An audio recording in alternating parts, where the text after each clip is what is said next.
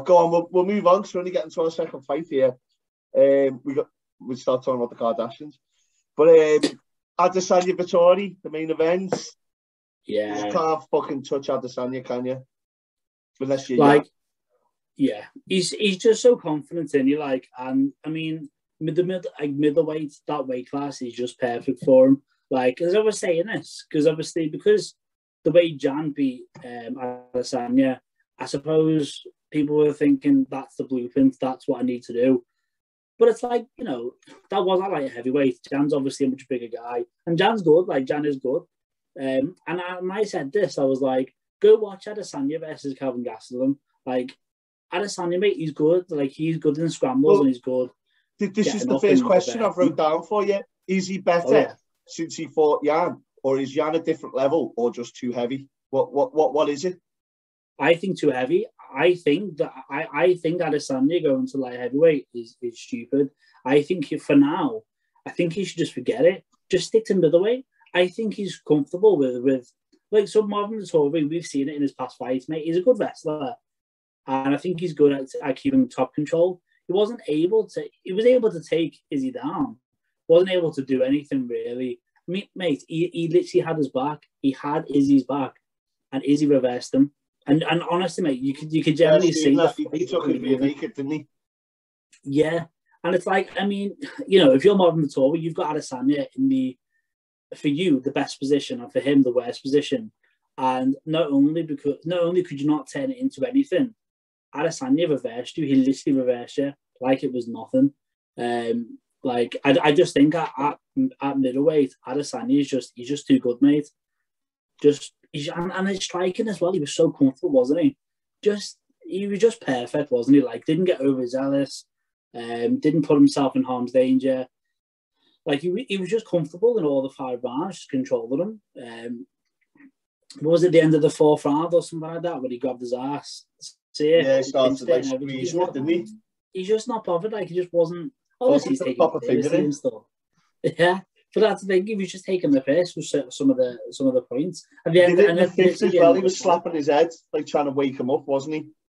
Yeah, and then at the end of the 5th round, like Marvin Vettori was like throwing these little punches, and Adesanya was like pretending to cry and stuff like that. So I get why people, because I've seen a few people say like Adesanya's attitude is a bit, like he's a bit of a dickhead or something like that, but I don't think he is, mate. I think he's just enjoyable to watch, in my opinion. And you want someone to be a bit like that, be a bit fun, don't you? All champions tend to have that ego. Like Prince Mike Tyson wasn't the same type of ego. He was more aggressive, super aggressive, and brilliant confident. But Prince Naseem's confidence. I mean, he was like one of the first to get brought in on a fucking throne with like men carrying him on a throne. I've seen that on YouTube. Yeah, I mean, he used to do these flips and like do all these shimmies and take the piss. And it's the same thing. I mean, you wouldn't say that about Randy Couture, but he patted Tito Ortiz on the ass when he had him. Remember that? Yeah. Should have counted as a tap that night. Yeah. Imagine how funny that would be. Referee comes in and says, no, it's tap. To be fair, Tito missed a trick because he was underneath on the other side. He could have just passed Randy back on his. Missed a trick. But what I was going to ask you was, so you've said, is he just not heavy enough? It's not so much that Jan's on a different level technically. He's just not strong enough to deal with the power there. Is this a mirror reflection of Jon Jones going to go fight at heavyweight, maybe with Ngannou? Because Izzy and Jon Jones look like they could be fucking brothers in terms of stature and physique. Yeah. Just like that's a good question, to be fair. Yeah, I think that's quite a good question, to be honest. Like, I mean, I mean, with Adesanya, that's what I was saying. I don't believe Jan's a much superior fighter. I actually think if they were the exact, I want to say the same weight, I mean, literally like body frame, if Adesanya generally was bigger and he carried over all them same strength and technical abilities, I think he probably would have beat Jan. I mean, it's not like he was getting dominated by Jan, to be fair. But when it came to the wrestling, it was just Adesanya wasn't able to reverse, wasn't able to kind of, he wasn't able to get up as he kind of against. Yeah, and like he can't. I mean, he can do that against the majority of middleweights, to be fair, and he has done it. But against Jan, I just think Jan was just far too big. And for Adesanya, he probably hasn't really experienced that before. Jan looks like he could fight a heavy if he wanted, like. Yeah, exactly. Jan's obviously a big guy.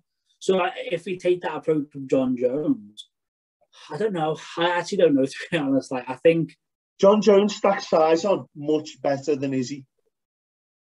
They both got that same skinny, long arms, long legs, very skinny legs. But when you've seen these pictures of Jon Jones, I mean, don't get me wrong, he's been caught doping and that. But he puts the weight on, he stacks it on a bit better. But there's a difference between him stacked up against someone like Ngannou. Yeah. I think obviously the difference is with Jon Jones and Adesanya is like Jon Jones is primarily like he is a wrestler, mate. Like, you know, when he was just starting off, when you know, like early on in his career and stuff, when he was like the Jon Jones era, back when he was fighting like Shogun Rua and Lyoto Machida and all that, it was the wrestling I think that people were kind of scared of.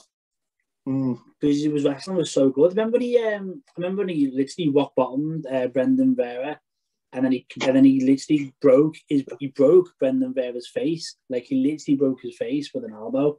Like, his top pressure was so good. And obviously that is champion one, isn't he now?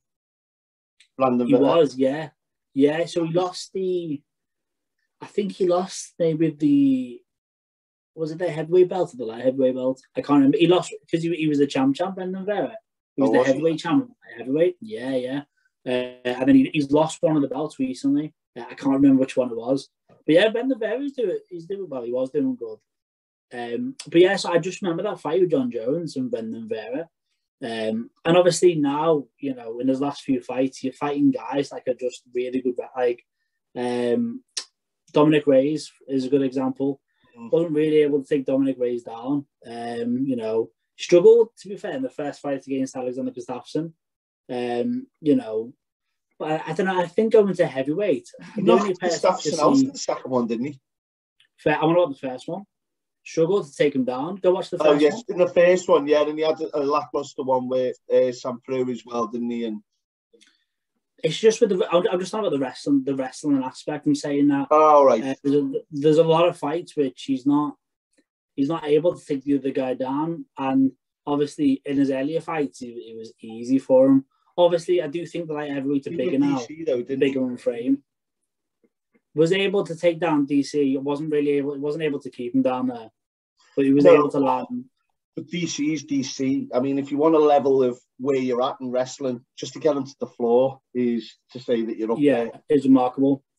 But the point what I'm saying is though, like again, in his newer fights, he struggles to take people down, whereas back in his old fights, it was obviously easier. I do think with moving up to heavyweight though, who really is going to challenge him in the wrestling? Really, you got Stipe is so well rounded, mate. He'll go to his wrestling. Ngannou, I don't think Ngannou's not going to come out and throw a double leg at Jon Jones. So I don't think he has to worry about that, about the wrestling power, about, you know, someone being on top of him. It's that way when you get in a clinch or anything or something, and I think just the way to take it. It's going to sound weird me saying this, but just having that big structure around your neck, your muscles coming up from there, just keeping your head in place. It's a different power coming from a heavyweight.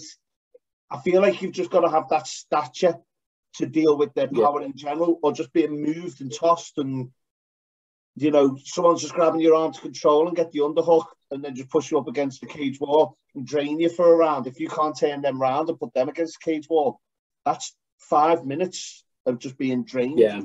Pushing and pushing and pushing. And then second and third round, you're KO'd because you can't deal with your gas tank's gone. Yeah, so like I'll be honest with that, with the clinch and everything like that. That is one of the concerns in regards to the cardio with that. Obviously, when he's fighting like heavyweight, you know, he's always the big guy. He always has the reach advantage and everything like that.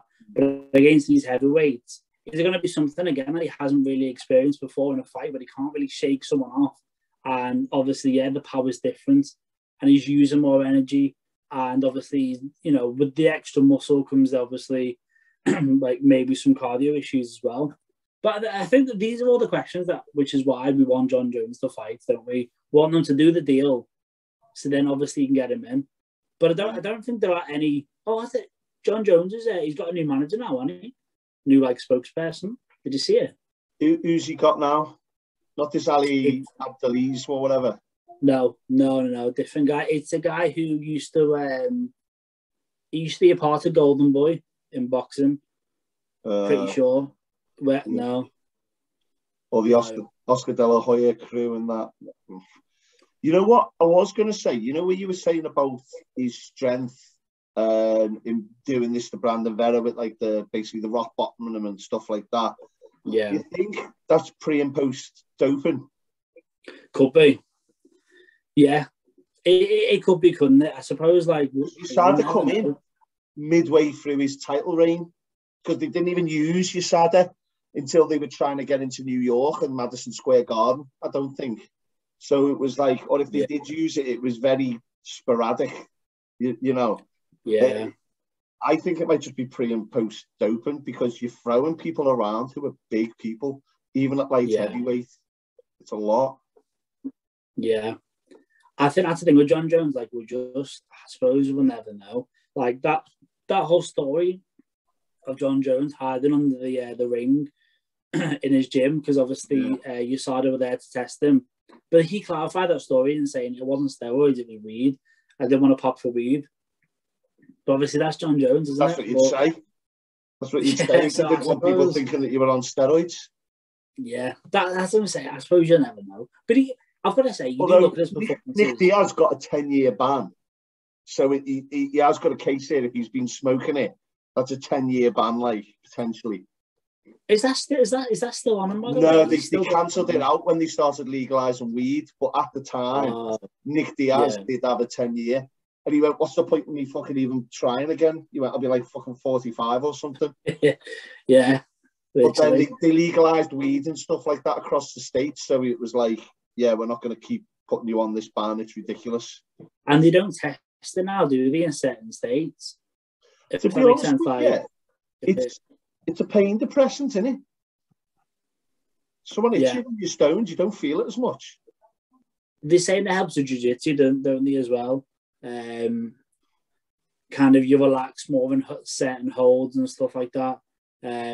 But I know it's been it's most recently been like you basically are allowed to smoke it now in California as a fighter. Like even if you pop with it, it's fine.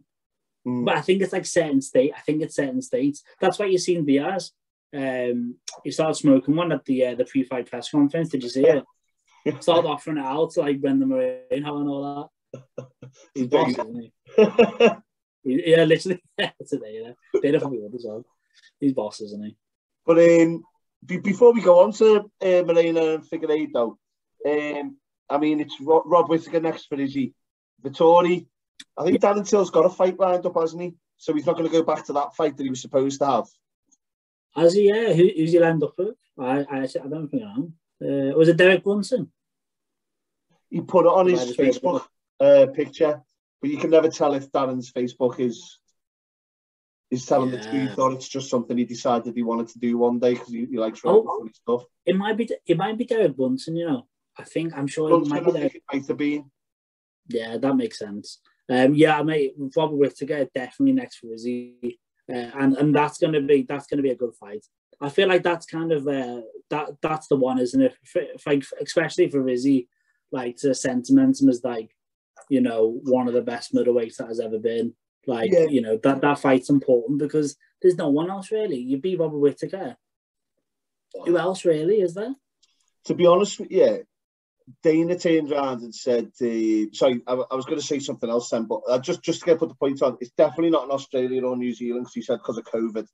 But to be honest with you, if Till beat Brunson or Brunson beat Till, that'd obviously be the follow-up, wouldn't it?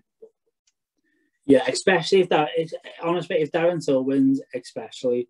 And obviously that's going to be, you know, that would be like a proper intriguing fight. But you know what? Me just saying that as well, there's always someone, isn't there? I said, like, we've been in a situation tons of times where you got a dominant champion and it's like, oh, you're running out of contenders. Like, there's always someone, I suppose, isn't there? But the thing is, Usman might decide to go off at some point. If Because what'll happen is it'll become completely stale, and then they'll say, "You've defended the belt for 6-7 fights. Do you want to go up and do a champ?" I don't think they'll fight each other, you know. Because I know that they're not teammates, but they're good mates, aren't they? They're good mates. Arlovsky and Travis Brown were like best mates, and they fought and kicked the shit out of each other. Yeah. I suppose it's money talks, isn't it? Then again, you might see Izzy being like, you know what? Let me try and move up to light heavyweight again. Maybe try and get that Jon Jones fight. But Jon Jones, mate, is not moving back down to light heavyweight, in my opinion. I think he's done with light heavyweight now, isn't he? I think he wants like 1 or 2 more fights, and then he's done. And I think if he gets, I think that, you know, I think if he gets Ngannou, he'll fight Stipe after. Yeah. And then that'll be him done. Because, no, I agree with that. Yeah, you don't want to go in and fight someone like Derek Lewis and get knocked out and just ruin it all. Because the dangerous heavyweight. Yeah, literally just one shot and just change it all.